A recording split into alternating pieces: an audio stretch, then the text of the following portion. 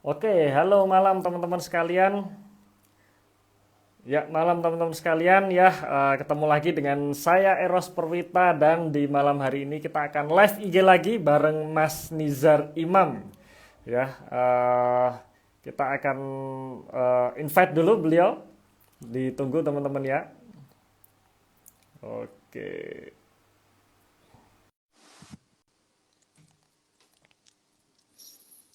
Oke, kita tunggu beliau. Jadi malam hari ini seru temanya teman-teman sekalian ya. Jadi karena kita akan membahas mengenai sektor yang kira-kira akan manggung di tahun ini itu sektor apa saja gitu. Nah, sudah bergabung nih beliau Mas Nizar Imam. Halo malam Mas Nizar. Malam Mas Eros. Wah mantap sekali nih Mas. Saya kalau nonton channel YouTube-nya Mas Nizar itu ikut semangat karena setiap pagi, setiap kali buka ini langsung nih welcome to my channel, itu semangat sekali gitu ya. Jadi semangatnya Bisa nular. aja Mas Eros. Oke, gimana kabarnya Mas Nizar? Sehat Mas? Sehat Alhamdulillah. Mas Eros Alhamdulillah. gimana? Alhamdulillah sehat juga Mas. Suara saya jelas ya Isi. Mas ya? Udah Mas. Jelas, jelas, jelas. Siap, siap. Oke, oke. Oke, ya, jadi malam hari ini Mas Nizar, kita seperti tema yang apa namanya kita obrolkan kemarin tuh. Jadi kita malam ini ngobrol-ngobrol santai aja gitu ya. Santai Oke. aja dengan tema yang sebenarnya menarik juga nih. Kira-kira sektor yang bakalan manggung apa saja gitu di tahun ini gitu ya. Ya ini memang ya kita diskusi biasa aja. Karena kalau kalau kita lihat mayoritas kan para penonton ini rata-rata sih masih bisa dikatakan masih pemula gitu ya, masih masih awal. Nah, nanti kira-kira strateginya apa gitu. Nah, Oke. teman-teman sekalian, jadi apa namanya? Saya dari The Investor mengundang Mas Nizar Imam ini untuk kita diskusi saja, diskusi sharing. Jadi silahkan teman-teman yang baru bergabung santai dulu ya, sambil nikmatin apa namanya ngambil kopi dan sebagainya. Pokoknya santai saja gitu. Dan nanti kalau ada Santai pertanyaan, nanti sambil ngerokok Mas ya berarti oh ya. siap, Sambil boleh ngerokok Mas, dulu ya. boleh. Ya, dan kalau ada pertanyaan nanti tinggal ditulis saja di kolom komentar gitu. Nah, karena sudah bergabung malam hari dengan Mas Nizar, jadi kita istilahnya basa-basinya kita lewati saja ya, kita langsung langsung ngobrol saja nih dengan Langsung ya Mas. Mas Nizar Imam nih. Sebelumnya makasih loh Mas sudah mau menyediakan waktunya nih buat live bareng dengan saya nih. Sama-sama juga invitationnya juga Mas Eros. Siap, siap. Jadi kemarin sebenarnya kami berdua ini pernah apa namanya pernah bikin podcast gitu ya, podcast online di channel YouTube-nya Mas Nizar ini. Dan akhirnya selang beberapa bulan nggak ada kontak-kontakan lagi, akhirnya kita ketemu lagi nih di live IG ini. Nah, Mas Nizar boleh nggak Mas cerita nih backgroundnya Mas Nizar nih kira-kira kalau sekarang atau mungkin dulu ya, dulu kesibukannya apa gitu sampai kok akhirnya masuk ke saham gitu, dan juga kira-kira kalau sekarang di luar saham Hmm. ada kesibukan lain nggak itu Mas? Boleh cerita sedikit Mas biar teman-teman juga lebih Jadi kenal lagi ini. kalau dulu sih sebelumnya itu saya ini ya kerja di BUMN properti, properti konstruksi lah sektornya ya di BUMN situ. Hmm. Jadi cuma sekarang udah mungkin udah setahun ini ya saya udah resign. Jadi saya sudah full time investing sama ya bisa dibilang ini influencer itu part time, full time-nya mungkin saya coba founding startup saya sendiri seperti itu Oh mungkin. berarti Mas Nizar apa punya startup juga nih Mas ya? Boleh di sharing Mas Ya, startupnya jadi Mas? ini masih masih early early stage banget, jadi belum belum masih masih digodok dan segala macam lah, kira-kira seperti itu. Tapi intinya saya udah nggak ada kegiatan jam 9 rutin sampai jam 5 lagi udah nggak ada, gitu. Oke mantap. Udah mati bursa aja Oh kerjaannya. iya, siap siap. Berarti memang dulu sempat kerja di BUMN, sekarang sudah full time investing ya, plus juga lagi Ya, ngembangin startupnya gitu ya. Mantap, betul mantap. Nah, betul. oke Mas Nizar, langsung aja nih Mas, kita ngobrol nih. Nah, sebenarnya nih Mas Nizar, kalau di bulan Maret ini kan sebenarnya ada agenda besar nih, agenda besar untuk pelaku market yang kemarin-kemarin ini sering dibicarakan gitu ya. Cuman akhirnya ketika perang terjadi, akhirnya berita ini kayaknya sudah nggak hilang. Istilahnya sudah hilang gitu. Ini mengenai kenaikan suku bunga The Fed gitu. Jadi kan di bulan Maret ini akhirnya The Fed benar-benar menaikkan suku bunga sebesar 0,25% dan nggak jadi sampai 0,5% gitu ya, karena kalau kita ngelihat berita salah satunya efek perang, jadi tidak agresif lagi gitu. Cuman tetap rencana Amerika akan menaikkan lagi gitu beberapa kali, bahkan bisa 7 atau 8 kali sepanjang tahun 2022 ini gitu. Nah, kalau pandangan Mas Nizar sendiri nih, dengan kenaikan suku bunga dari Amerika ini bakalan mempengaruhi market kita nggak sih kira-kira, Mas Nizar? Kalau pengaruh, saya rasa besar kemungkinan pasti pengaruh ya, korelasinya itu Hmm. ada kalau misalnya BI itu ngikutin The Fed. Cuma memang saya Hmm. juga salah salah prediksi juga ya. Jadi saya kira itu 0,25 itu is emas ya. Jadi Hmm. pasti pasti 0,25 itu nggak bisa dibantah lagi. Tapi Hmm. saya pikir bakal 0,5 atau mungkin at least 0,5 lah. Ternyata nggak jadi kan. Nah itu Iya. menurut saya yang mungkin bikin salah satunya jadi berita ini lewat aja. Kalau Hmm. misalnya naiknya 0,5 terus BI ngikutin seperti itu, wah bisa bisa agak melambat, recovery dari bursa kita itu mungkin bisa akan melambat. Jadi Hmm. apalagi kan bursa kita kan bisa dibilang lagging ya Mas ya dibanding yang lain ya. Kalau yang Iya. lain itu kan begitu selesai Corona 2020 ada penanggulangannya, Hmm. printing money segala macam, akhirnya mulai search lagi kan. Nah Hmm. kalau di bursa kita kan sempat lambat gitu-gitu Iya. aja tuh. Iya, Nah betul betul. itu sekarang baru mulai naik. Takutnya kalau misalnya terlalu agresif ya bisa bisa batal lah kira-kira gitu. Nah tapi ternyata cuma 0,25. Jadi saya rasa so far kalau untuk IHSG-nya aman lah. Kira-kira Iya. kalau 0,25 dia nggak terlalu berefek lah. Iya, kayaknya memang Nah, begitu perlu ya kalau diperhatikan juga kita lihat. beberapa sektor nih. Mm-mm. Beberapa sektor mungkin masih ada dampaknya mungkin. Iya, iya, oke. Setuju ya, karena ibaratnya tadinya mau dinaikkan 0,5 terus akhirnya cuma 0,25 saja, berarti kan kayaknya sih akhirnya beritanya kelewat gitu aja ya. Plus Iya. BI sendiri nggak jadi juga kan naikin naikin suku bunga. Hmm. Jadi Ya, di bulan ini masih sama itu ya. masih. Jadi akhirnya nggak jadi hawkish. Kira-kira seperti itu. Jadinya Hmm. jadi lebih lebih market lebih merespon itu lebih baik kira-kira seperti itu. Iya.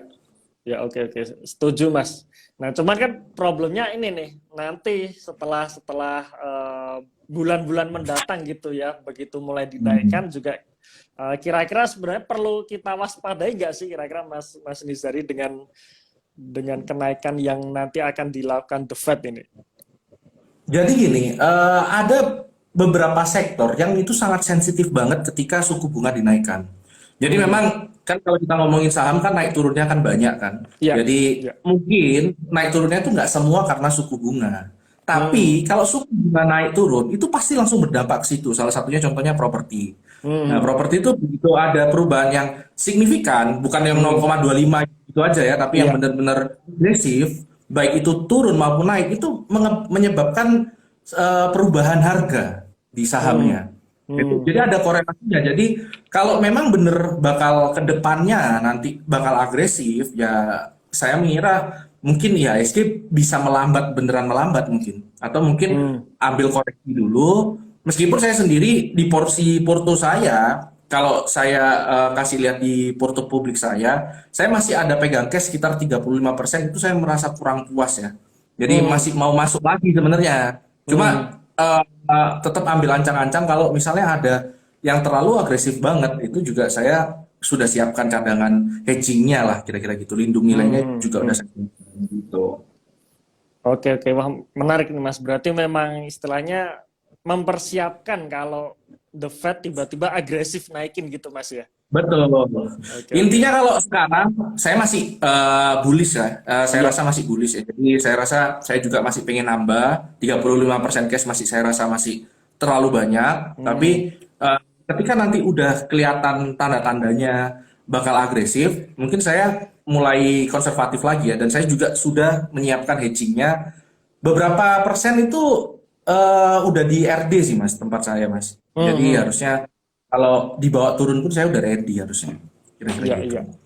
Oke, oke. Wah, mantap. Intinya money management udah disiapin betul Mas Nizar ya. Wah, Betul. Jadi wajib itu Mas. Betul, betul. Teman-teman sekalian, penting sekali untuk menerapkan money management yang benar ya. Jadi jangan sampai kita istilahnya gagap dalam istilahnya apa namanya menghadapi market yang sebenarnya sekarang ini masih belum pasti mau kemana kan gitu. Karena tiba-tiba ada perang, kemudian The Fed yang tadinya mau agresif tiba-tiba bulan ini nggak jadi agresif. Seperti itu yang ini yang membuat market ini masih belum pasti ke depan nanti seperti apa gitu ya. Oke, oke. Nah, mungkin kita coba apa namanya bahas satu persatu Mas sektor ya. Ini kan sebenarnya juga terkait dengan kenaikan suku bunga. Jadi kalau suku bunga naik ini biasanya salah satu yang istilahnya ikut menaikkan bunga ini kan juga bank gitu kan. Nah, terkait bank, nah menarik nih di tahun kemarin kan kita ngelihat nih fenomena bank digital yang dimana semua bank-bank digital ini bahkan kalau kita ngelihat ada bank yang produknya saja belum jadi gitu, tapi harganya sudah naik gitu. Nah, kira-kira apakah masih bisa lanjut nggak nih untuk manggungnya di tahun 2022 ini, Mas Nizar? Kalau pandangan Mas Nizar sendiri gimana, Mas? Kalau ini sih Mas Eros ya, kalau menurut saya kalau ke bank digital ya, itu menurut saya udah lewat ya siklus peaknya ya. Jadi Hmm, itu saya rasa udah mulai sejak digantikan komoditi, itu memang harusnya udah lewat. Karena secara teori itu memang teknologi dulu, baru ke hmm, komoditi. Memang seperti itu. Tapi saya rasa gini, justru kita akan ada di dalam fase survivability. Jadi ini udah hmm, mulai kelihatan kan siapa yang kira-kira bakal jadi penguasanya di bank digital siapa. Nah, ini udah mulai ke spesifik ke beberapa emiten aja. Nggak iya, kayak iya, dulu lah. Kalau dulu kan iya, naruh di manapun yang penting digital naik. naik gitu Yang ya. naruh di manapun yang penting digital naik. Nah, sekarang saya rasa udah mulai sempit ya. Jadi Hmm, kita cuma benar-benar akan memantau yang kira-kira beneran idolanya lah. Kira-kira hmm, gitu. Yang bakalan jadi nomor satu, nomor dua terbaiknya lah kira-kira gitu. Itu hmm, mungkin yang sisanya itu mungkin akan mulai tergerus. Nah, makanya hmm, mungkin saya kalau bank digital ada di fase survivability-nya lah. hmm. Mulai seleksi alam lah bahasa Indonesianya Iya, mungkin iya. seperti itu. Oke, oke. Gitu, Mas. Bisa dikatakan siklusnya sudah selesai gitu, Mas ya. Kalau secara teori ya, cuma kalau market ini kan selalu ini ya berkembang dan selalu mungkin selalu berbeda antara waktu ke waktu ada sesuatu yang Hmm, berbeda ya. Tapi secara hmm, teori kalau yang saya pelajari memang harusnya sebelum komoditas itu teknologi dan kebetulan benar kan teknologi hmm, dulu hmm, 2000 pertengahan tahun kemarin itu teknologi semua lari baik yang hmm, digital banking ataupun bukan. Nah, hmm, baru setelah itu ke arah komoditi. Nah, hmm. seperti itu. Komoditi ini yang menurut saya memang sekarang lagi hot banget sih. Oke, oke. Jadi bisa dikatakan udah beralih sebenarnya ya dari bank digital ke Saya rasa beralih, Mas. Jadi komoditi sekarang ya. Hmm. saya rasa kalau ke depannya juga kita nggak bisa sembarangan lagi naruh ke bank digital ngawur gitu, Iya, asal tembak gitu enggak kayaknya. iya. Kalau dulu kan isunya aja, masih inget nggak Mas? Grab mau naruh di mana? Itu Iya, benar, teorinya benar. banyak yang buat tuh teorinya. Hmm. Grab mau naruh di sini, baru isu aja udah bisa naik gitu waktu itu kan. Hmm. Jadi menurut saya sekarang yang nggak perform mungkin akan terseleksi nanti. Harga sahamnya mungkin akan menyesuaikan yang nggak perform. Oke, oke. Kira-kira gitu. Oke, menarik Mas. Berarti bisa dikatakan mungkin ada peluang ya di beberapa saham bank digital, tapi sudah nggak seperti tahun kemarin dulu, Enggak nggak lah, seperti enggak. tahun kemarin lagi gitu ya, di mana ya tadi yang dikatakan Mas Nizar tadi, kita naruh di saham apa aja yang penting ada tulisan Bisa ya. digital gitu naik gitu ya. Cuma sekarang nggak bisa Iya. kayaknya ya. Oke, oke. Nah, berarti tadi menarik nih. Berarti kan menurut Mas Nizar dan sebenarnya saya juga sependapat nih, era bank digital sudah mulai bergeser nih ke komoditi gitu. Nah, dan ini sebenarnya terlihat ya di market bahwa saham-saham komoditi terutama batu bara ini udah bisa dikatakan dihitung dari 1 tahun terakhir kemarin udah naiknya di atas 100% semua gitu ya. Nah, Ya. dan sekarang banyak pertanyaan seperti ini. Mas Eros sebenarnya masih bisa nggak sih kalau kita mau masuk di saham komoditi gitu? Nah, Kira-kira gimana oke. nih Mas Mas Nizar? Ini pertanyaan kayaknya sih hampir setiap hari ada pertanyaan seperti ini gitu Mas ya. Iya, benar, benar, benar. Ini menarik banget ya. Jadi Terus terang Mas Eros, Hmm. jadi saya tuh sempat salah memprediksi juga. Jadi Hmm. terus terang, saya tidak expect bahwa perang Rusia dan Ukraina itu bakal selama ini loh.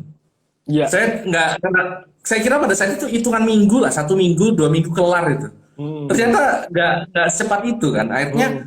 mau nggak mau saya harus menerima fakta kemungkinan supply crunch mungkin masih akan berjalan Hmm. karena dua itu buntutnya masih agak panjang ya Ya. perang antara dua negara tadi ya. Ya. Jadi Ya. saya rasa eh, kalau kita mau tebak-tebakan nih Mas Eros ya, kita mungkin masih ada peluang untuk naik, tapi udah terbatas banget. Hmm. Jadi kalau yang memang nggak money managementnya nggak bagus, ya jangan ikut-ikutan yang kayak gini. Nanti nyangkut di pucuk gitu kan. Kecuali Hmm. kalau memang yang sudah biasa diverse, sudah biasa resiko manajemennya udah bagus. Ya, Hmm. let's say ambil contoh gini mas. Saya sempat masuk ke LSIP sama Medco ya. Jadi Hmm. pada saat itu belum terjadi perang. Ya. Jadi belum terjadi perang itu pada saat itu saya masuk sekitar 5%-an dari aset saya lah. Nah, Hmm. itu naik kurang lebih sekitar 30%-an LC pada Hmm. saat itu ya. Hmm. Nah, saya coba take profit. Coba take Hmm. profit karena saya rasa perangnya udah nggak bakal lama dan harganya udah mulai ngabur tuh. Ya. Ya. Mulai Benar-benar. harga cpo, harga segala macam mulai ngabur. Saya mulai Hmm. hati-hati kan kalau Hmm. kontrarian kan, gitu kan. Hmm. Jadi saya mulai hati-hati. Akhirnya saya take profit. Cuma Hmm. ternyata kan masih ada lanjutannya kan. Nah, saya Hmm. coba masuk dikit lagi tuh. Masuk Hmm. dikit lagi sekitar 1,8%, nggak sebesar yang sebelumnya. Hmm. Jadi intinya saya merasa masih ada peluang, tapi saya udah mulai hati-hati. Nah, intinya Ya. kayak gitu. Ya. Jadi Berarti nggak bisa asal, oke masih bisa terus masuk semua, nyangkut nanti gawat iya. nanti. Bener. Berarti sebenarnya intinya di kondisi perang ini ya Mas Nizar ya. Jadi kalau Betul, kalau supply misalkan crunch-nya ini. hmm, Hmm. ya, jadi kan kalau kan memang istilahnya kan benar yang dikatakan Mas Nizar, saya pun sendiri juga tidak berekspek sampai selama ini perangnya sudah sebulan lebih gitu kan. Dan Hmm. ternyata sampai sekarang pun kok kayaknya masih belum ada tanda-tanda mau selesai gitu ya. Walaupun beritanya sebagian katanya ada tentara yang sudah mulai ditarik dan sebagainya, tapi istilahnya apa namanya titik temunya sebenarnya belum ada itu kan. Masih Betul, masih betul. masih lanjut gitu dan ini memang dalam dalam jangka pendek tetap akan mempengaruhi harga-harga komoditas itu ya dan apa namanya harganya juga kemungkinan walaupun sempat turun kayaknya agak tertahan juga di atas gitu ya. Tapi saya juga Betul, betul. sependapat juga dengan Mas Nizar. Ini sudah beda lagi, sudah fasenya sudah bukan murah lagi seperti tahun kemarin, tapi mungkin Betul. bisa dikatakan sekarang fasenya sudah mau istilahnya bisa dikatakan fase euforia gitu Mas Nizar ya. Jadi memang harus hati-hati kalau kalau mau masuk di komoditas di kondisi sekarang gitu. Kira-kira seperti itu ya Mas Nizar ya. Mungkin nambahin dikit Mas Eros. Tadi Hmm. sempat Mas Eros singgung fase euforia ya. Justru malah Hmm. menurut saya ini fase complacency. Jadi Hmm. satu tahap setelah euforia ini masih bisa naik, cuma Ya. udah terbatas banget, kira-kira gitu. Iya. Ini udah mulai lepas euforianya kalau menurut saya sih. Gitu. Oke, oke, oke. Ya, berarti memang harus hati-hati banget kalau kalau Hati-hati banget. tahun kemarin misalkan portofolio kita separohnya atau komoditi, cuman kalau sekarang kayaknya juga agak deg-degan juga gitu Mas Nizar ya kalau misalkan kita masih pegang banyak gitu ya. Ya, betul, betul. Jadi udah harus money manajemennya harus pinter banget ini Mas Eros. Kalau mau agresif lagi di sini saya rasa udah enggak sih. Gitu. Oke, oke. Setuju Mas. Saya sendiri pun juga kayaknya sudah mulai mengurangi nih porsi komoditinya. Mengurangi, mengurangi, mengurangi Nggak itu dia. sebanyak tahun kemarin gitu ya. Oke, Betul, oke. betul. Betul. Nah, jadi bagi teman-teman sekali lagi teman-teman ya, bagi yang senang mengikuti euforia di market, memang sebenarnya hati-hati sebenarnya ketika harga sudah ngawur, kalau kita ngelihat katakanlah saham-saham batu bara seperti ya contoh saja ya ITMG karena ya kebetulan saya pegang itu ITMG ya Triple di bagger Mas ya. gimana gimana Mas? Wah, amin Mas. Triple bagger ya. Amin ya, memang kebetulan udah lama aja sih pegangnya gitu. Cuman kenaikan yang tiba-tiba signifikan bikin deg-degan juga kadang. Jadi di tahun kemarin ya bulan September Oktober tuh masih inget banget tuh, tiba-tiba dari 15.000 langsung jadi 30.000 kan, deg-degan banget tuh. Tapi habis itu ya ketika fase selesai dari 30.000 kan balik ke 20.000 tuh. 20.000 lama gitu kan. Kemudian tiba-tiba terjadi perang nih kan. Nah, perang tahu-tahu harganya naik lagi dari 21.000 ke 30.000 lagi. Habis itu melandai lagi. Nah, ini mulai naik lagi gara-gara pengumuman dividen aja nih. Nah, cuman kita juga nggak tahu nih kira-kira masih bisa lanjut naik atau enggak gitu ya. Iya, Nah, kalau kayaknya sampai dividen aja lah, Mas. nah, bagi teman-teman yang baru masuk, tetap perhatikan money management, bener yang dikatakan Mas Nizar. Lebih hati-hati aja karena harganya sih sudah nggak murah lagi. Potensi naik, saya pun sendiri juga optimis masih ada potensi naik, tapi upside-nya ini sudah nggak setebel kalau misalkan kita pegang sejak tahun kemarin gitu ya. Oke, menarik Mas Nizar. Nah, kemudian Mas Nizar, katakanlah komoditi kita sudah bahas. Sebenarnya tadi yang kita bahas ini cuman batu bara sih Mas, ya batu bara sama minyak gitu ya. Tapi kalau komoditi yang lain, misalkan komoditi perkebunan nih, seperti CPO nih. Nah, kalau CPO sendiri menurut Mas Nizar gimana nih? Karena kalau kita lihat CPO ini kok euforianya nggak kayak yang lain gitu ya, kok naiknya masih malu-malu gitu, kira-kira kayak gitu. Nah, menurut Mas Nizar gimana Mas? Memang kalau CPO ini kan memang ini ya Mas Eros ya. Jadi bukan serta-merta karena perang doang sih. Sebenarnya multifaktor ya kalau CPO ya. Jadi saya sendiri mencoba masuk lagi ke CPO itu sebenarnya karena simple. Karena HET-nya udah dinaikkan. Jadi saya Iya. rasa nggak perlu malu-malu lagi, perusahaan minyak harusnya udah bisa mulai cuannya agak naik lah. Minyak CPO ya, minyak sawit ya maksud saya ya. Ya, Jadi sawit. saya rasa peluangnya masih di beberapa komoditi itu masih ada. Let's say kita ngomong nikel. Nikel kan memang masih saya rasa agak panjang ya. Memang Ya, kemarin itu dari 25.000 naik ke 100.000 itu kan ya, ngawur itu gila banget beberapa ya. hari kan. Itu sampai ditutup market LSI kan. Jadi saya rasa kalau beberapa komoditas yang kayak non batu bara ya, itu saya rasa masih beda lah ininya. Drivernya itu ada beda-beda sedikit lah tiap Ya, komoditas itu. Nah, itu yang mungkin kita harus identifikasi ya. oke. Drivernya apa? Kalau saya mencoba masuk ke CPO lagi karena drivernya juga dari dalam negeri masih cukup kuat menurut saya. Kayak gitu. Itu sih Oke, mungkin oke. Mas. Berarti bisa dikatakan kan tidak semua komoditas itu jalannya bareng, Mas ya. Tapi ada tahapan-tahapannya juga. Karena kalau kita bicara komoditas kan sebenarnya nggak cuma batu bara aja. Karena orang mikirnya komoditas itu reverse ke batu bara yang notabene memang lagi euforia. Padahal komoditas yang lain itu sebenarnya ada. Bahkan kalau kita bilang CPO, walaupun CPO ini di bursa dikategorikan sebagai sektor perkebunan, tapi kan sebenarnya ini komoditas juga gitu ya, dan nature-nya pun juga berbeda dengan batu bara.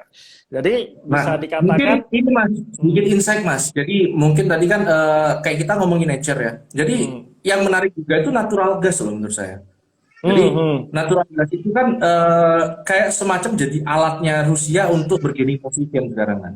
iya Jadi benar. kan dia malah mencoba mengancam Uni Eropa dengan gasnya kan, yang dimana mereka nggak akan mau jual gasnya kalau nggak pakai rubel kan, Iya, mata uang Rusia. Jadi saya rasa di situ juga ada supply crunch-nya mungkin agak lebih panjang kalau di gas ya, karena ini dibuat senjatanya Rusia untuk Rusia ngancam balik. pesaing-pesaingnya negara-negara sekitarnya kurang lebih seperti itu. Jadi memang harus nature-nya, driver-nya harus diamati masing-masing sih. Oke.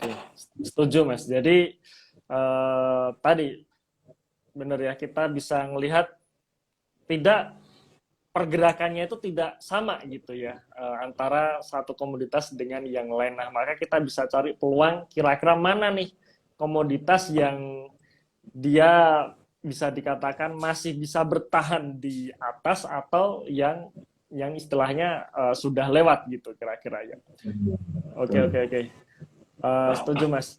Oke, nah sedikit nih Mas Nizar, kebetulan ini tiba-tiba langsung lihat di kolom komentar ada yang tanya juga mengenai gold atau emas ya. Emas ini sebenarnya juga bisa dikatakan komoditas juga sebenarnya kan. Nah, Betul, kalau betul, kalau betul. Mas Nizar sendiri gimana nih Mas kalau tentang emas nih? Saham emas mungkin terutama ya. Ya, betul. Jadi gini, sebenarnya emas ini paling paling menarik ya karena memang dari dulu emas itu drivernya adalah ketika terjadi krisis di dunia, Ya. apapun itu penyebabnya, mau itu perang, mau itu COVID apapun dia akan naik. Nah, Hmm. jadi kalau misalnya nanti efek dari perang ini meskipun sudah selesai, tapi tetap kondisi dunia belum stabil, emasnya akan tetap uptrend.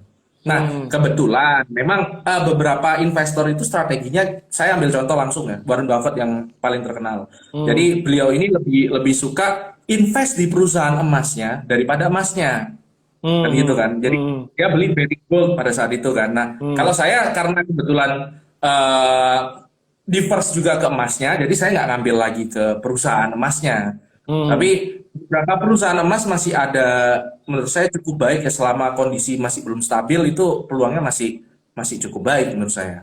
Kayak Oke, gitu. oke. Ya. Kebetulan karena saya megang emas, naruh di emas juga aja, jadi Hmm. udahlah udah cukuplah di emas kira-kira gitu. Oke, oke. Menarik. Jadi tetap istilahnya emas safe haven itu masih bisa ya. Istilahnya masih Bisa. bisa dipakai untuk hedging di sela-sela market yang masih belum jelas ini, kira-kira gitu ya Mas Nizar ya. Wajib itu mas, harus Betul, ada betul. hedging emas itu wajib menurut saya. Iya. Siap. Oke, Mas. Selanjutnya nih, Mas Nizar. Jadi tadi kita sudah ngobrolin tentang komoditi, sektor komoditi. Jadi harapannya mungkin teman-teman pendengar di sini, penonton di sini sudah menangkap apa message kami ya. Nah, sekarang kita bahas sektor lain, Mas Nizar ya. Sektor yang Boleh, boleh. nanti terutama ini nih bulan depan ini kan bisa dikatakan ya tinggal beberapa hari ini kan masuk bulan Ramadan gitu. Nah, di mana Ya. bulan Ramadan ini sektor-sektor tertentu ini mendapat sentimen positif gitu. Ya, nah Ya. ini pendapat Mas Nizar gimana Mas? Kira-kira sektor yang menarik juga nih menjelang Ramadan yang perlu kita kita amati nih. Kira-kira mana aja ini Mas? Oke, jadi kalau misalnya kita ngomong Ramadan ya Mas, sebenarnya kalau kita terotak banget itu yang langsung nyangkut itu mungkin sebagian besar adalah kayak consumer goods yang mungkin Hmm. seperti MYO dan segala macem kayak gitu kan. Nah, Hmm. itu memang peluangnya kan memang terjadi sales yang cukup besar di bulan Ramadan ya. Ramadan. Tapi kalau di situ saya rasa perlu tetap hati-hati ya di sektor itu karena sektor itu mungkin akan the next sektor yang manggung, tapi saya rasa masih agak panjang nunggunya nih kayaknya. Jadi perlu Hmm. dikaji lagi kalau sektor mau mau masuk ke consumer, terutama time frame-nya. Kalau orang yang time frame-nya mungkin kayak kita mas agak panjang time frame-nya nunggu 2 tahun 3 tahun nggak masalah, ya bye-bye aja gitu kan. Tapi Hmm. kalau yang pengennya itu begitu masuk langsung kena lonjakan tren, nah itu Hmm. saya rasa harus hati-hati kalau masuk ke situ. Nah berikutnya Hmm. terus poultry itu juga ada efeknya juga di ini ya di dalam Bulan Lebaran itu ada Ramadan, bulan efeknya Lebaran. juga. Hmm. Saya sempat nyari tahu kaitannya sama sama beberapa saham poultry itu memang ada korelasi Hmm. Hmm. antara Ramadan Lebaran dan kenaikan harganya itu memang ada korelasi. Nanti mungkin teman-teman yang lihat bisa dicek sendiri seperti apa ya. Dan saya juga Hmm. udah cerita mungkin kalau nggak salah di channel saya juga di porto saya juga kelihatan. Eh, saya masuknya di WMUU. Jadi ini Hmm. ada yang, nah ini bukan pom-pom ya teman-teman. Nah, ini cuma sharing apa yang saya pikirkan. Hmm. Jadi bebas sebenarnya emitennya apa, JPFA, CPIN, apa segala macam, poultry lah intinya ya. Hmm. Itu sebenarnya bebas. Karena kenapa? Karena semuanya saya lihat sekarang memproduksi satu komoditas yang cukup menarik ya, yaitu ayam karkas. Jadi Hmm. ayam karkas ini ayam potong yang kayak dijual di fresh market gitu loh, Ya. Mas. Jadi saya rasa itu sangat sangat relevan dengan gaya hidup sekarang yang maunya makan-makan itu healthy, ditimbang, kayak Hmm. gitu-gitu. Jadi hal-hal seperti itu mulai naik gitu ya. Dan Hmm. semuanya sih memproduksi kayak gitu. Cuma saya kenapa kok ngambil WMUMU karena yang market cap-nya agak kecil, jadi growth-nya masih peluangnya untuk naik itu masih Masih tinggi masih ya. lebih besar. Masih. Lebih Jadi baik. masih belum besar banget lah market cap-nya. Nah, jadi saya rasa poultry sama konsumer-konsumer itu bisa diperhatikan sih. Cuma kalau mau mikirnya adalah begitu masuk langsung kena kena kenaikan tren, ya kalau di Hmm. konsumer agak hati-hati gitu. Iya. Gitu Oke, sih. oke. Karena mungkin konsumer masih banyak sentimen negatifnya kali Mas ya. dari betul, betul. daya beli, kemudian apa namanya bahan baku yang pada naik dan sebagainya gitu ya. Cuman kalau kalau ayam-ayaman ini kok kayaknya setiap setiap tahun momentum Lebaran ini ada aja gitu ya sentimen positif untuk ayam-ayaman ini kayaknya ya Mas Nizar ya. Ya wajar sih Mas, karena memang kan selama Ramadan kan konsumsi kayak gitu kan meningkat kan memang Iya, kan. Jadi betul betul. terdorong juga kan orang pada dapat gajian, THR segala macam. Untuk mengeluarkan duit itu lebih gampang pasti di bulan Hmm, Ramadan. Jadi yang dikonsumsi-konsumsi seperti itu pasti akan kena lah efeknya. hmm, Kenaikan hmm. salesnya itu pasti akan efek. Kayak Oke, gitu oke, sih. oke. Cuman sekali lagi teman-teman ya, tadi kita sempat sharing beberapa saham yang kebetulan saya miliki Nih ya, dan ini Mas tentang Nizar ngomong ya, miliki. ini Nah, ini sharing santai sekali aja. lagi teman-teman ya, harus harus disaring lagi dan dianalisa ulang gitu ya. Oke, oke, menarik. Jadi momen Lebaran biasanya memang untuk saham-saham ayam-ayaman ini kena sentimen positif ya, dan juga consumer good. Tapi kalau kita lihat seperti yang Mas Nizar katakan tadi, consumer good ini masih banyak sentimen negatifnya dibandingkan positifnya. Ya kalau kita lihat ya hari ini gitu ya, hari ini 2 hari ini Unilever tiba-tiba naik gitu ya, MUR naik dan sebagainya. Nah kita nggak tahu nih apakah sentimennya akan berlanjut sampai Lebaran atau tidak, ya balik lagi ke style masing-masing ya, terutama money Hmm. manajemennya bagaimana gitu. Nah, oke, itu tadi mengenai consumer dan juga poultry. Kalau dari sisi retail, Mas, retail dalam artian contohnya misalkan seperti supermarket, itu kira-kira gimana, Mas Nizar? Oh, sebenarnya gini Mas, kalau seperti kayak kita langsung sebut emiten aja, misalnya RAL sama Iya. Matahari LPP gitu ya. Hmm, hmm, hmm. Itu kan memang salesnya ada, cuma saya merasa dari dulu memang udah nggak kayaknya nggak relevan lagi kalau kita mencoba invest long term di situ, karena Hmm. disrupsinya itu besar banget gitu.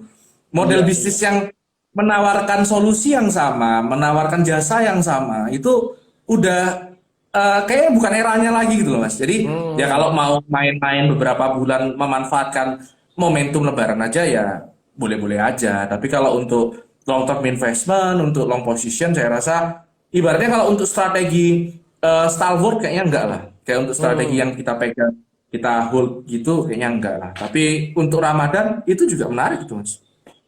Iya. Kalau ya berarti sebenarnya balik lagi ke masing-masing ya.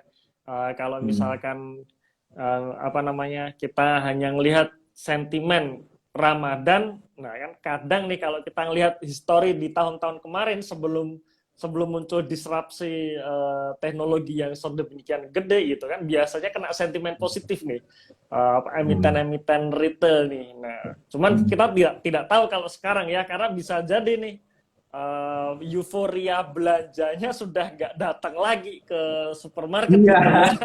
iya betul. Iya, Jangan-jangan tinggal ngetik gini aja sekarang Mas. iya, Udah tinggal nyampe barangnya. tinggal ketik Ya, udah nggak perlu nyampe pesan gitu. lagi. THR aja juga sudah masuk ke rekening gitu ya, rekening langsung masuk ke toko online, ya udah belanja di situ, kadang seperti itu ya. Oke, oke. Jadi benar yang dikatakan Mas Nizar, hati-hati lagi kalau misalkan kita masih masih pengen ngejar sentimen, hanya sentimen ya, dalam artian kita hanya pengen ngejar sentimen Lebaran, tapi di bisnis yang sama gitu ya, di model bisnis yang sama yang sekarang sudah terdisrupsi, ya kayaknya juga perlu hati-hati juga itu. Oke, oke.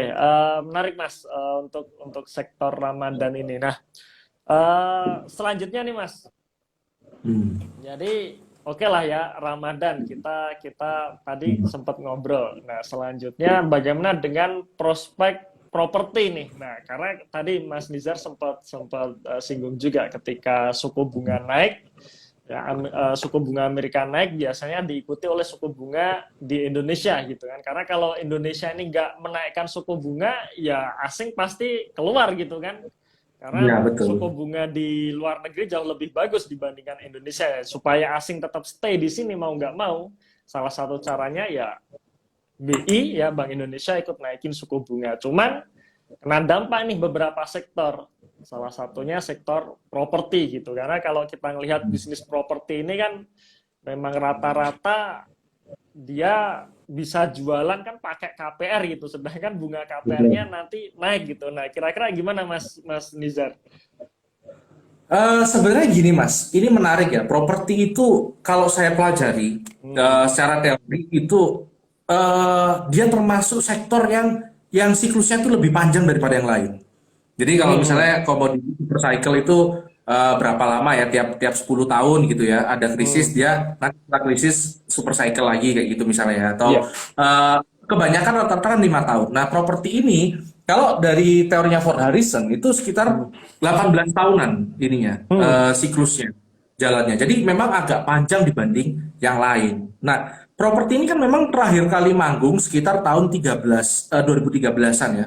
Terakhir Hmm. kali ribut banget baik di real marketnya Hmm. maupun di stock marketnya itu memang kurang lebih di puncak-puncaknya itu 2013 sampai 2016, 3 tahun Iya. itulah. Iya. Nah, di situ kan memang terlihat ya, itu adalah puncak. Nah, jadi kesimpulannya apa, Mas? Kesimpulannya yang bisa dipastikan adalah sekarang yang pasti kita nggak akan berada di akhir puncak. Kita nggak akan Hmm. berada di ending siklus lah, kira-kira gitu. Hmm. Mungkin bisa jadi kita ada di antara baru recovery di tahap slump yang Hmm. baru baru naik atau sudah mulai lewat dari slump. Hmm. Jadi antara Baru either naik dia yang istilahnya ya. tinggi banget Iya. atau sudah mulai agak jalan. Intinya Hmm. kita nggak akan kejebak di pucuk lah harusnya ya kalau di properti ya karena harganya juga masih masuk akal dan uniknya lagi kalau kalau kita ngomong properti itu siklusnya tuh nggak pernah siklus yang baru lebih rendah daripada siklus sebelumnya. Jadi Hmm. meskipun tetap ada gelombang-gelombangnya gini, tetap lebih tinggi siklus yang baru karena kan memang kaitannya terhadap land ya, terhadap tanah Iya. yang dimana supply-nya nggak akan pernah nambah Hmm. di Hmm. situ-situ itu supply-nya. Jadi win-win solution sih menurut saya. Ini menarik ya. Either kita ada di awal tahap banget atau sudah mulai jalan. Hmm. Nah, Hmm. jadi nggak perlu terlalu khawatir banget sebenarnya dengan kenaikan suku bunga. Memang akan ada efeknya, tapi yang pasti kita tidak di ujung lah, kira-kira gitu. Oke, oke. Mungkin Mas Enos punya pendapat lain, Mas. Kalau properti ini, kira-kira di Ya, mana kita sekarang, Mas? ya. Sebenarnya saya sependapat dengan Mas Nizar. Karena memang memang kalau kita lihat di story, properti sendiri biasanya akan jalan setelah komoditi gitu ya. Kalau saya Hmm. merasakan dulu di tahun 2015-16 itu, 2016 ini kan komoditi naik gitu. Nah, setelah naik diikuti dengan properti juga ini. Properti akhirnya juga naik. Saya setuju dengan Mas Nizar. Ketika kita katalah sudah agak deg-degan nih dengan komoditi, nah kita persiapkan yang baru jalan. Nah, menurut saya yang baru jalan masih masuk tahap recovery ya properti ini. Sependapat sih. Hmm. Tapi memang untuk sentimen memang kenaikan suku bunga ini dikhawatirkan ya ini bisa memperlambat apa namanya di pemulihan untuk sektor properti karena tadi mayoritas kan orang-orang beli properti kan rata-rata pakai KPR gitu kan. Nah, KPR ini Betul. kalau suku bunga naik ya berarti kadang orang-orang wah kok bunganya sudah mulai mulai naik lagi nih gitu. Jadi kemampuan untuk bayarnya mungkin turun lagi gitu. Tapi menurut saya tetap ketika biasanya pemulihan ekonomi itu terjadi, properti juga akan ikut recovery juga gitu. Dan pendapat sih sependapat dengan Mas Nizar ini. Baru jalan gitu kira-kira ya Mas Nizar. Cuman Ya, kira-kira betul. bisa bertahan istilahnya sampai kapan gitu ya? Kalau sampai kapan ini kan pertanyaan sulit banget ya Mas Iya. ya. Cuma intinya gini, kalau kita punya time frame panjang banget ya, jadi Hmm. kuat nunggu lah. Saya rasa properti itu salah satu pilihan bagus karena Ya. ya itu tadi kita nggak ada di puncak kenaikan yang isinya setelah puncak kan berarti kan bearish ya. Nah nggak Hmm. ada di situ itu udah bisa Hmm. dipastikan karena puncaknya udah lewat beberapa tahun yang lalu. Hmm. Nah yang pasti juga kita tinggal menunggu sampai sampai recovery-nya ini berjalan mulus ya. Jadi untuk properti boom terjadi itu kan butuh beberapa faktor, Mas. Jadi Ya. pertama suku bunga jelas ya karena KPR segala macam, terus Hmm. PPN, terus Ya. juga LTV. Nah, terus Iya, kemudian pemulihan ekonomi. Kalau itu semua terjadi, baru terjadilah boom properti itu. Nah, oke. sekarang kan LTV sama PPN-nya itu kan masih masih di atas angin lah ya properti ya, karena PPN Hmm. juga yang di atas 2 miliar masih di bawah 2 miliar masih ditanggung pemerintah sebagian kan. Hmm. Hmm. Jadi dari segi kebijakan dua itu masih aman, tapi suku bunganya ini memang yang menurut saya ngeganjel banget ini Iya, untuk terjadi properti boom ini. Jadi ya ditunggu aja sampai apa ya, sampai bener-bener jalan. Kalau memang time frame-nya bisa nahan tahunan, saham tahunan nggak masalah, ini win-win solution menurut saya. Karena hmm. ini yang paling clear banget, ini kita nggak ada di pucuk, nggak bakal kena Hmm. bearish yang gimana-gimana banget lah, kira-kira Oke, oke. gitu. Setuju, setuju. Ya, kayaknya Mas Nizar juga sudah mulai kolek properti nih kayaknya ini, Mas. Wah, iya, saya baru beberapa hari yang lalu juga mulai ngambil-ngambilin properti ya. Oke, iya. Oke, sekali lagi teman-teman ya, nanti disaring ya, jangan jangan asal ditelan aja nih obrolan kami berdua nih. Daring, daring. Oke, oke. Sama, saya juga ini sih Mas, mulai masuk juga. Sebenarnya sudah ada sih saya properti dari tahun kemarin, tapi memang saya rasakan memang memang belum naik. Cuman ya nggak masalah selama time horizon kita panjang Anjing. ya, Hmm. dan akan ditunggu aja sih. Saya pun juga optimis ditunggu aja bakalan manggung dah properti. Tapi memang ganjelnya di sini di suku bunga sebenarnya. Ya. Ganjel banget suku bunga ini. Iya. Oke, oke. Nah, itu kan properti nih Mas Nizar. Nah, sekarang gimana dengan otomotif nih Mas? Kira-kira Mas. Wah, ini menarik loh ya. Jadi kalau otomotif ini ternyata saya melihat data penjualannya Hmm. itu di luar ekspektasi saya loh. Kenaikan penjualan mobil tahun 2021 itu melesat tinggi banget loh. 50%-an Hmm. kenaikannya lebih. Ya memang karena 2020 anjlok ya, tapi Iya. itu kenaikan yang cukup drastis ya. Dan saya rasa otomotif Astra juga udah naik banyak ya Astra ya. Cuma Iya. beberapa memang apa ya, otomotif ini saya rasa juga berada di tahap yang sama, di recovery juga ya. Jadi kemungkinan besar sih kalau suku bunga, mungkin bukan suku bunga ya, lebih ke kaitannya daya beli ya. Kalau daya beli Hmm. memang sudah benar-benar membaik, mungkin bisa terus lanjut ini ya, uptrend dari otomotif ya. Hmm. Ini itu sih, Berarti insight sebenarnya kalau dan intinya sih belum di puncak juga ya untuk otomotif ya Mas belum, Nizar belum, ya. belum. Iya. Nah, kemarin baru baru krisis kemarin kan baru ini ya.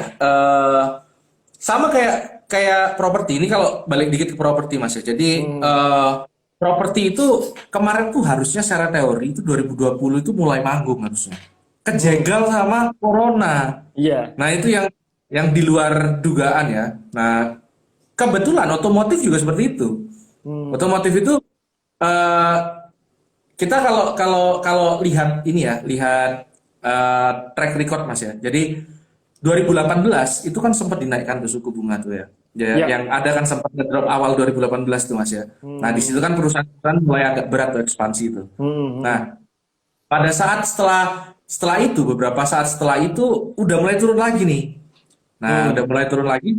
Nah, di situ harusnya saya rasa ketika perusahaan kan kaitannya gini Mas ya. Kalau perusahaan mulai ekspansinya mulai bagus, suku bunga diturunkan, ekspansinya mulai bagus, kan pegawai-pegawainya kan duitnya juga nambah tuh. Karena Iya. pemasukan perusahaan nambah tuh. Nah, Iya. ketika pekerjanya mulai dapat duit, ya harusnya daya belinya meningkat juga dong. Hmm. Nah, Hmm. sama akhirnya mereka bisa beli mobil segala macam. Hmm. Tapi kejegal di 2020. Nah, ini Iya. harusnya sama kayak properti otomotif ini kayaknya melanjutkan tren yang terhambat tadi harusnya. Kira-kira gitu. Itu Oke, menurut oke. saya sih kalau. Oke. Sependapat dengan Mas Nizar. Jadi sebenarnya kalau kita kita ngelihat di kondisi realnya ya, ketika tahun 2020 semua kan drop tuh, habis perusahaan pada nutup, separuh di apa namanya, separuh Ya, Pak. karyawan di istilahnya di PHK dan sebagainya. Nah, ketika terjadi pemulihan ekonomi, berarti kan lapangan pekerjaan datang lagi gitu.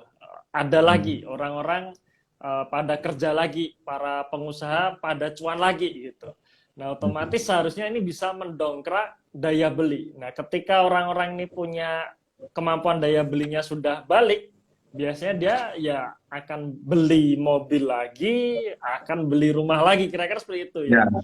Jadi kira-kira sebenarnya seperti itu. sebenarnya properti dan otomotif ini bisa dikatakan ya jalannya beriringan gitu.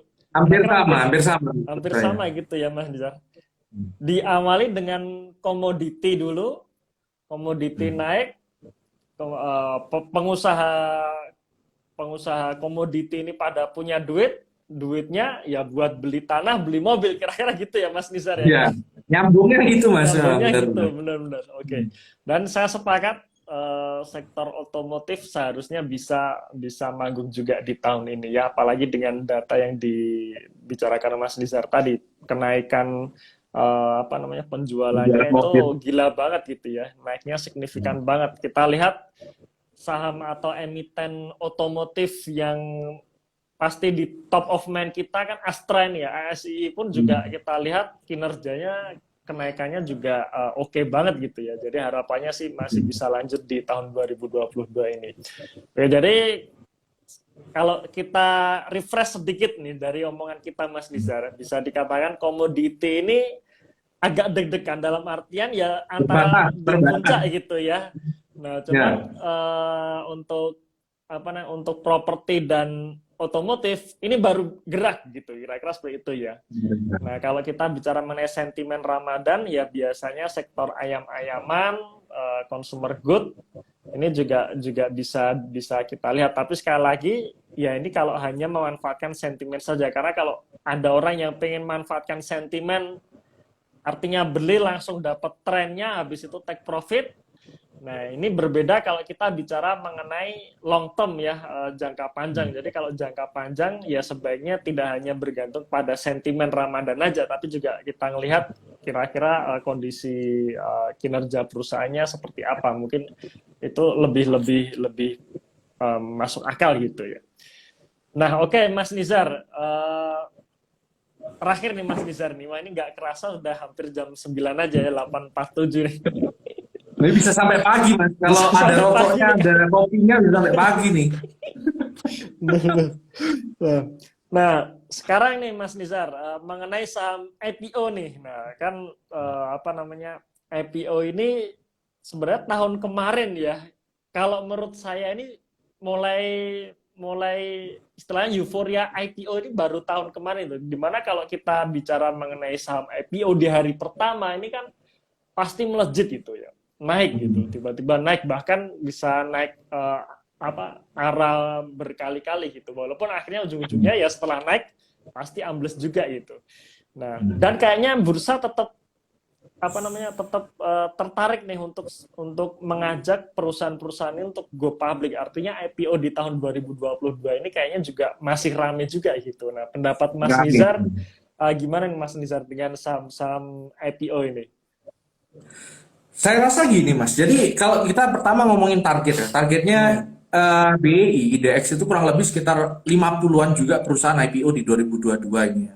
Nah, Hmm, itu masih cukup banyak. Tapi ya. saya rasa retail itu mulai cukup hati-hati sekarang dengan IPO, nggak kayak dulu lagi. Jadi Hmm, dulu itu kan justru ketika retail belum ngeh banget dengan IPO, dengan hmm, segala macam itu kan begitu masuk mulai langsung naik terus tuh. Itu saya hmm, bahkan punya data kurang lebih sekitar 80%-an itu naik di 5 hari pertama hmm. saham IPO itu Saham ya. Tapi IPO ya. saham IPO. Tapi saya rasa ketika udah menjelang retail mulai mengerti trennya, kayaknya mulai berat itu untuk naik. Jadi Hmm, kayaknya euforia IPO itu memang kayaknya sudah berada di tahun lalu. Tahun ini kayaknya malah jadi mulai ada banyak yang skeptis kayaknya Mas ya. Terutama kita kalau hmm. berkaca dengan Gonto aja yang nggak bisa nyampe ke harga atasnya, itu saya rasa Ya. udah tanda eh, cukup cukup hati-hati lah retail Hmm, sekarang. Nah, ini memang menurut saya sih lebih sehat gitu ya. Jadi saya lebih senang kalau kita lebih kaji ulang lagi apa yang mau kita beli, prospektusnya seperti apa. Tapi intinya gini, eh, apapun yang di IPO kan, itu pasti tetap kita bisa nemu barang bagus di situ. Jadi kita hmm, tetap nggak boleh ditinggal tidur di IPO. Kita tetap harus pantau, cuma memang harus hati-hati. hmm. Memang harus di tengah-tengah ya, nggak bisa skeptis banget, nggak bisa euforia post optimis banget gitu, nggak bisa kayak gitu tentang IPO. Jangan sampai kita beli IPO itu cuma karena mau 5 hari setelah dapat barang 5 hari jual gitu. Jangan sampai kayak gitulah kalau investasi ya. Tapi kalau Hmm, dia spekulan-spekulan aja iya. sih, mana tahu works ya mungkin lakukan aja lah. Tapi kalau nggak, kalau dalam jangka panjang saya rasa strategi seperti itu susah ya, berat ya. Hmm, Mungkin itu sih Mas. Jadi tetap harus melek, mana tahu dapat barang bagus di IPO, tapi iya. tetap harus dikaji lagi. Saya rasa udah mulai cerdas lah masyarakat kita terhadap IPO kira-kira itu. Oke, oke. Setuju. Eh, bisa dikatakan kalau tadi Mas Nizar menyampaikan 5 hari 80% saham IPO itu 5 hari naik terus gitu. Cuma sekarang kayaknya sudah durasinya nggak 5 hari lagi, kira-kira gitu ya Mas Nizar ya. Iya, betul. Yang pertama kali matahkan trennya itu MTEL. MTEL Hmm, itu yang pertama kali mematahkan eh, track record yang track selalu record. naik beberapa hari itu MTEL. Nah, itu jadi sejak itu beberapa saham IPO nggak sekencang itu naiknya pada saat baru baru IPO kira-kira gitu. Oke, oke. Karena kalau saya ngelihat dulu juga IPO itu sehat Mas. Kalau kita katakanlah ya salah satu saham yang dulu saya incar juga Clio waktu itu ya, Clio IPO itu. Setelah IPO tuh dia nggak langsung naik gitu ya di hari pertama, tapi menjelang beberapa bulan gitu dia naik sedikit demi sedikit, akhirnya bisa naik juga gitu dan bertahan di atas gitu sampai sekarang Iya. gitu. Sekarang Nah, ya Leo ya. sampai sekarang. Nah, Nah, itu harapannya bisa kembali seperti dulu gitu. Jadi kalau IPO dulu itu benar-benar IPO sehat gitu ya. Cuman ketika tahun betul. kemarin 2021 ini kok IPO-nya jadi agak-agak aneh Baru gitu. menerapkan ini Mas, baru melek AIPO. Iya Baru benar-benar. menerapkan AIPO itu makanya. Benar-benar. Dan sekarang kayaknya sudah mulai hati-hati oke juga sih. Dan ya harapannya juga perusahaan-perusahaan yang mau go public itu ketika menjual harga offeringnya ya jangan mahal-mahal gitulah ya Mas Nizar ya Ya, harapannya. betul, betul, betul. Oke, oke. Memang IPO itu identik banget dengan probably overpriced. Memang sangat mungkin Hmm, banget overpriced di IPO itu memang. ya, Jadi ya memang betul. harus hati-hati banget. Oke.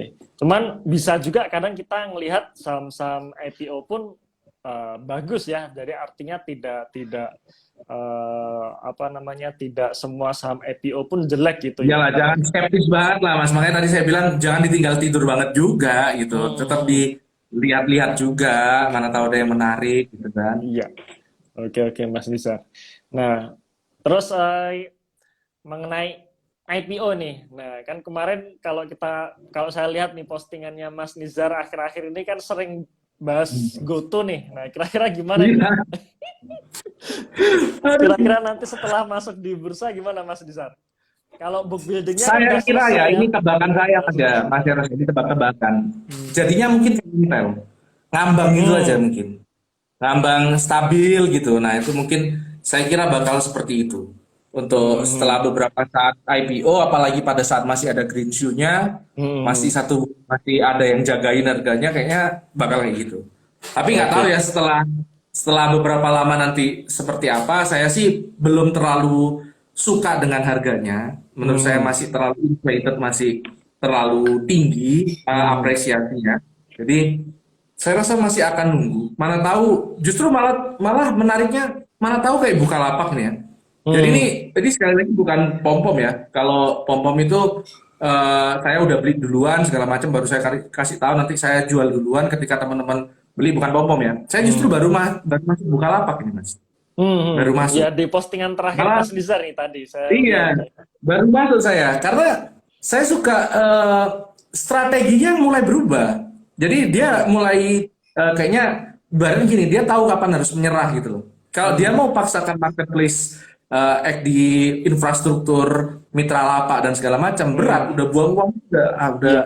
udah berat banget. Tapi dia mulai berubah nih ininya alurnya. Mulai Hmm. dari BBHI kemarin kan berarti kan Ya. mulai mulai berkaca. Saya teringat dengan cerita WB pada saat Berkshire, perusahaan tekstil digulung, dibelikan Hmm. perusahaan asuransi, diinvest-invest, duit dari perusahaan asuransi tadi diinvestkan lagi. Saya tertariknya kayak gitu. Tapi Hmm. ada juga yang bilang saya nggak masuk akal ya mungkin ya nggak apa-apa. Eh, Secara hitungan mungkin memang belum masuk, tapi secara eh, manajemen manajemen mengelola bisnis saya rasa menurut saya cukup diapresiasi. Nah, saya berharap Goto bisa kayak gitu, ngedrop dulu Hmm. yang banyak lah, Iya, baru kita mulai, kalau kita mulai share mikir. bareng gitu ya.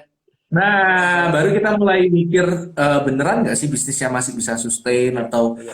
gimana. Nah, itu yang saya harapkan sih. Tapi kalau untuk harga harga 338 saya belum belum merasa belum pas kira-kira Hmm. gitu. Oke, berarti sebenarnya tadi yang dikatakan Mas Nizar tadi ya, Mas Nizar masuk ke Buka karena ngelihat bahwa dia sudah mulai berubah bisnisnya gitu Mas ya. Jadi yang tadinya dia Ya, hanya mengandalkan e-commerce-nya saja, link. sekarang sudah mulai berinvestasi gitu. Nah, disorotnya di situ ya, Mas Nizar ya. Betul. Jadi alias sudah nggak mengurangi bakar-bakar duitnya itu kira-kira ya.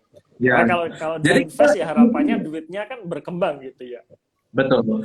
Jadi mungkin kita kalau berkaca dengan teori turnaround sendiri ya. Jadi teori turnaround itu biasanya katalisnya itu ada dari dua. Jadi Hmm. adanya manajemen yang baru. Jadi Ya. sebagai contoh ya, Apple dulu. Apple dulu kan Hmm. ngedrop banget gitu. eh eh, Aduh kok jadi lupa siapa CEO-nya Mas? Steve Jobs. Ya. Salah kok bisa hilang ingatan jadi Tim Cook saya lagi di otak saya. Iya, Tim Cook Tim kan Cook setelah setelahnya. setelah Steve Jobs Nah, meninggal ya. Steve Jobs.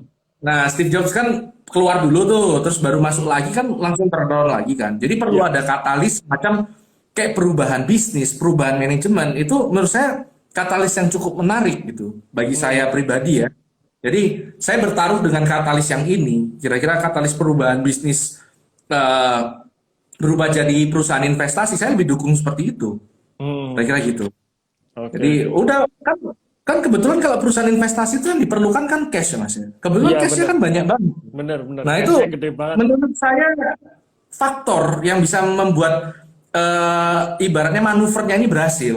Nah saya Hmm. bertaruhnya di situ sih memang. Memang kalau secara hitung-hitungan belum masuk, Hmm. belum makanya masuknya juga terukur cuma 1% dulu, nanti Ya. ditambahin dulu kira-kira gitu. Oke, oke. Berharapnya sih Goto kayak gitu juga. Ya.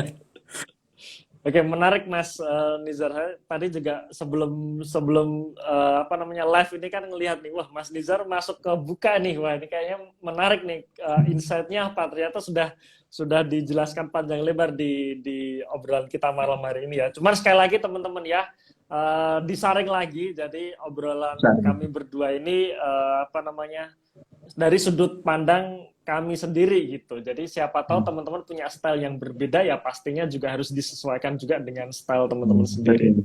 Oke. Mas Nizar, kita Yang penting coba yang perlu digaris bawah ini aja sih mungkin teman-teman ya apa proses berpikirnya Mas ya. Jadi jangan hmm, sampai cuma ikut-ikutan, cuma asal beli gitulah kena FOMO gitu ya. Yang penting hmm, proses berpikirnya ada itu sih Mas menurut saya Mas. ya, oke benar. Jadi why-nya, kenapa saya harus beli ini gitu. Itu yang Ya. penting juga itu. Jangan sampai alasannya karena Mas Nizar beli, saya juga beli. Nah, Nah, itu salah banget itu ya. Jadi harus tahu betul. kenapa saya akhirnya mau beli saham ini gitu. Oke, oke. Nah, Mas Nizar, kita coba jawab beberapa pertanyaan nih, Mas Nizar, dari teman-teman ya. Oke, kira-kira ini mungkin Mas. Saham IPO yang ada barangnya itu sangat menarik gitu katanya. Ini kalau menurut Mas Nizar gimana, Mas? Wah, terus terang ini saya tidak terlalu banyak praktikal ke barang ya. Jadi mungkin Hmm, saya nggak bisa kasih banyak insight di situ sih Mas malah. Karena apa ya? Waran itu agak tricky ya ngitungnya ya. Gimana ya? hmm, Saya nggak biasa melakukan di situ sih. Saya takut saya malah ngomong malah ngabur nanti Mas. oke, oke. Skip dulu tidak gitu Mas. Oke, betul betul. Saya sendiri juga belum pernah sih saya pegang baran ya. Saya sendiri Hmm. juga nggak tahu kalau misalkan ada yang tanya kira-kira kalau baran dari saham ini apa gitu. Saya Perusahaan sering A gitu ya. perusahaan apa, Bagus apa enggak perusahaan itu mana, bingung. baran ini gimana gitu. Saya cuman bilang saya biasanya jawab baran itu kan turunan dari saham dalam artian sahamnya Bagus belum kok. jadi gitu. Jadi istilahnya cuman mesen doang gitu. Nah, Nah, ini yang saya sendiri pun juga nggak masuk. Jadi saya sendiri belum belum pernah juga pegang waran dalam jumlah yang banyak, dalam artian mempengaruhi portofolio itu belum pernah sih saya. Saya sendiri juga karena kalau ditanya tentang waran, wah nggak tahu saya gitu. Jadi Iya, skip kalau malah saya. ngawur kan Mas jawabnya Mas. Oke, oke. Nah, pertanyaan selanjutnya nih Mas. Nah, ini ada yang menarik juga nih. Kenaikan penjualan karena keringanan PPNBM ya. Jadi ini sektor Hmm, otomotif Mas. Jadi betul. dijawab Mas Nizar tadi kan tahun kemarin ada kenaikan penjualan otomotif yang signifikan nih. Nah, salah satunya kan karena istilahnya dapat PPNBM. subsidi ya, betul ya, dapat subsidi dari pemerintah gitu. Cuman kalau keringanan dicabut, nah apakah bisa drop lagi nih Mas Nizar? Kira-kira gimana Iya Mas? memang drivernya paling kuat memang PPNBM ya, makanya sampai Hmm. salesnya itu naik 50%-an sekian, itu Hmm. drivernya paling kuat memang PPNBM. Kalau itu dicabut pasti ada efeknya. Tapi Hmm. overall kan memang kan skemanya pemerintah kan nggak ngawur kan pasti kan buat Ya. PPNBM. Justru memang pasti akan dicabut ketika daya beli sudah mulai naik. Jadi ada Hmm. substitusinya gitu, Hmm. alurnya flow-nya itu ada, jadi kan memang nggak mungkin dong pemerintah subsidi pajak barang mewah terus kan, pasti akan Hmm. dicabut. Nah, cuma nyabutnya nanti pas timingnya itu lagi daya belinya lagi bagus atau tidak. Nah, Hmm. itu yang kalau saya rasa sih kalau dicabutnya bagus pasti ngefek, cuma tidak akan sesignifikan itulah, Oke, kira-kira oke. gitu. Jadi bisa dikatakan ya pemerintah pun juga pasti mikir-mikir juga kan, dalam artian ketika dia nyabut, dia pasti sudah menghitung dulu nih pemerintah. Kalau saya cabut kira-kira bakal merusak bisnis nggak, seperti itu ya kira-kira ya. Tapi Betul. kalau mencabutnya itu timingnya pas, dalam artian saat daya beli masyarakat sudah oke, pemulihan ekonomi sudah oke, kayaknya sih nggak begitu ngefek gede, kira-kira gitu ya Mas Nizar ya. Kira-kira gitu kalau menurut saya Mas. Siap. Oke. Oke Mas Nizar, kayaknya apa namanya, beberapa pertanyaan sudah kita jawab, dan ya nggak kerasa sudah jam 9 malam ya. Jadi bagi teman-teman yang sudah nonton sejak awal nanti takutnya bosan gitu ya. Jadi mungkin kita akhiri dulu ngobrolan kita malam hari ini. Insya Allah nanti kita sambung lagi ya. Harapannya nanti kita bisa ngobrol lagi Mas Nizar. Karena ini tadi Ya, kan wajib lah Mas, wajib ngobrol lagi lah kita. betul Mas. Karena ini tadi kan cuman bahas sepintas nih, sektor ini sepintas seperti ini, sektor ini. Nah, cuman kita belum bahas dalam nih. Nah, mungkin nanti kapan-kapan kita bahas lebih dalam lagi, misalkan khusus sektor Ya, properti atau apa gitu. Karena kebetulan ya sempat kita singgung nih, properti otomotif ini baru baru tahap recovery, yang artinya ini belum belum di puncak gitu. Nah, ini kayaknya menarik untuk kita dalami lagi gitu ya Mas Nizar ya. ya betul. Oke, oke. Sebelumnya terima kasih Mas Nizar atas waktunya untuk live IG bareng saya Sama-sama Mas. malam hari ini. Terima kasih juga buat teman-teman yang sudah nonton live IG kami berdua. Ya pastinya sekali lagi teman-teman sekalian ya, jangan ditelan mentah-mentah obrolan kami berdua, disaring lagi dan disesuaikan juga dengan style masing-masing ya. Terima kasih, sukses selalu, dan kita sampai jumpa di live IG berikutnya. Dadah. Ya, saya pamit Mas ya. Siap Mas, saya pamit juga Mas. Thank you Mas.